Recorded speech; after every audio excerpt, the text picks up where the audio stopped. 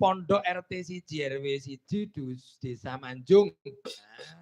Bapak-bapak ibu ingkang dalu menika sami-sami wungon matur gunging panuwun. Monggo niki lek-lekan. Sami ndedonga murih kasembatan Kang Ginayuh. Jumbuh kaginayuh kasembatan Kang Denesti. Mbok wilih gegayuhan dadosa kamulyan ing pangajap gesang wonten alam donya mukti wibawa. Langkung-langkung sami ndedonga napa ingkang dados kajatyanipun panjenenganipun Bapak Sunarto. Mugia anggenipun ngunduh mantu Cahayu. Ngunduh mantu ya, Mak. Heeh. Muga-muga manten sekarone iki iso atut runtut. Pindha mimilan mintuna ora gegang senajan tok sak rambut. Ya muga-muga ki tetep nuhoni apa kang dadi dawuh wong tuwa. Lan uga tetep nuhoni apa dadi welinge wong tuwa. Nuwake rukun. Lah jan ya ngono ya, Mak. Monggo niki mbok bilih saderengipun kula timbali. Umpami disepoti sing rada jreng ngoten napa monggo Mas? Ya. Ya. Tul cai nak cai catul cai. Hey. Yo. Nah, hey.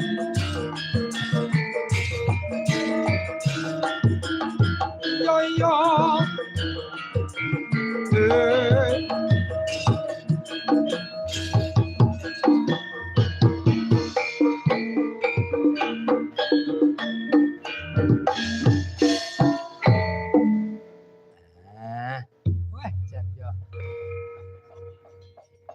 Niki dipun siaraken napa streaming nggih?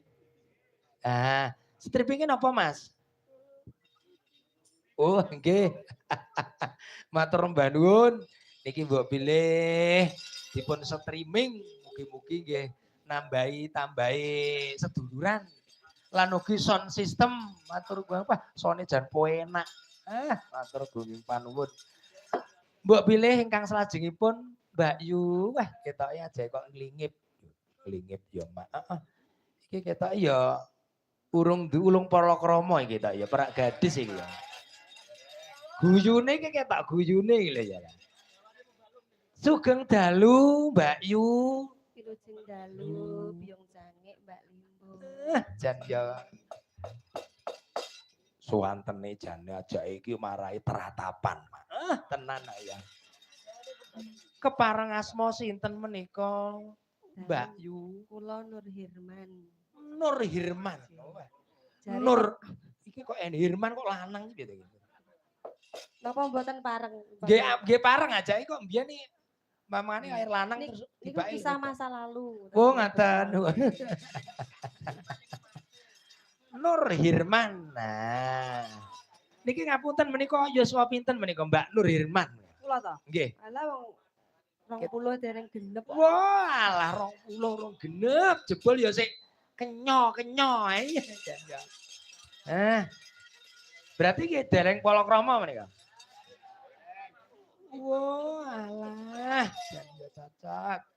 Iki biasane sing diincer ngene iki muni pengendang biasane ngene iki ya. Jan ya. Monggo, mbok pilih niki nenggani napa ingkang dados kajatipun Bapak Sunarto. Mbok pilih saderengipun tetembangan atur donga rumiyin kalian Kang Hameku Gati saha kemanten Sarimbit. Monggo Mbak Nur Hirman.